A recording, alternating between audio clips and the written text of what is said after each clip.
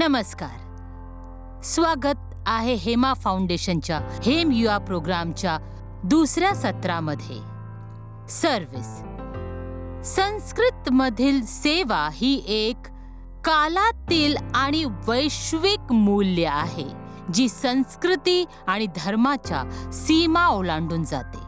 हे इतरांच्या हितासाठी केलेल्या निस्वार्थी कर्माच्या मूर्त रूपात साकारते, बदल्यात कशाचीही अपेक्षा न करता. सेवा ही केवळ स्वयंसेवा किंवा दान धर्मापेक्षाही अधिक काही आहे. ही इतरांबद्दलची खरी काळजी आणि सहानुभूतीची अशी वृत्ती आहे जी समाज आणि जगावर सकारात्मक प्रभाव पाडण्याच्या इच्छेने प्रेरित झालेली असते. सेवेमध्ये सहभागी झाल्याने केवळ गरजूंचीच मदत होत नाही, तर सेवा करणाऱ्याचेही जीवन समृद्ध होते. यामुळे वैयक्तिक विकास, नम्रता आणि मानवतेची अधिक सखोल समज जोपासली जाते.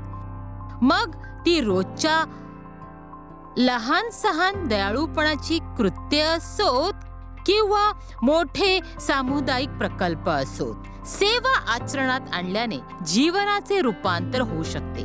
अधिक बळकट समुदाय घडवता येतो आणि अधिक करुणाशील समाज निर्माण करता येतो.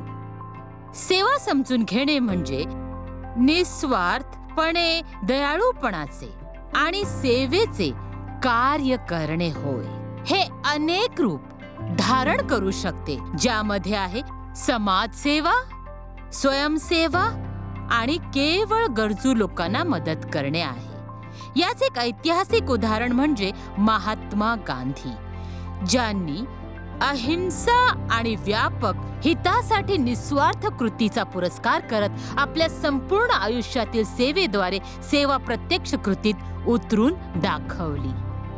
सेवेचा सकारात्मक प्रभाव असा आहे की सहानुभूती, करुणा आणि सामाजिक एकोपा यांना चालना देऊन सेवा ही व्यक्ती आणि समुदाय या दोघांनाही लाभ पोहोचवते. उदाहरणार्थ, NGO अक्षय पात्र संपूर्ण भारतातील शालेय विद्यार्थ्यांना मध्यान्ह भोजन पुरवते. याद्वारे त्यांना योग्य पोषण मिळेल याची खात्री केली जाते. तसेच त्यांच्या शालेय शिक्षणाला आणि कल्याणाला हातभार लावला जातो. हा उपक्रम सेवा समाजावर कशा प्रकारे परिवर्तनकारी प्रभाव पाडू शकतो हे अधोरेखित करतो. सेवेची प्रत्यक्ष जीवनातील उदाहरणे. गुरुद्वारा आणि लंगर. जगभरातील गुरुद्वारे लंगरच्या माध्यमातून सेवा करतात. गरजू कोणालाही मोफत भोजन उपलब्ध करून देणे ही सेवा केवळ दररोज हजारो लोकांना भोजनच पुरवत नाही, तर समानता आणि सामुदायिक भावनेलाही चालना देते. दैनंदिन जीवनात सेवेचा समावेश करणे. सेवेची सुरुवात लहान आणि सातत्यपूर्ण कृतींनी होऊ शकते. तुमच्या दैनंदिन दिनचर्येत सेवा समाविष्ट करण्यासाठी येथे काही व्यावहारिक टिप्स दिल्या आहेत. नियमितपणे स्वयंसेवा करा. दर आठवड्याला काही तास एखाद्या स्थानिक धर्मादाय संस्था किंवा सामुदायिक केंद्रात स्वयंसेवा करण्यासाठी द्या. शेजाऱ्याला मदत करा. शेजाऱ्यांना मदत देऊ करा. उदाहरणार्थ, वृद्धांची छोटी मोठी कामे करणे किंवा घरातील कामांमध्ये हातभार लावणे. उद्दिष्टांना पाठिंबा द्या.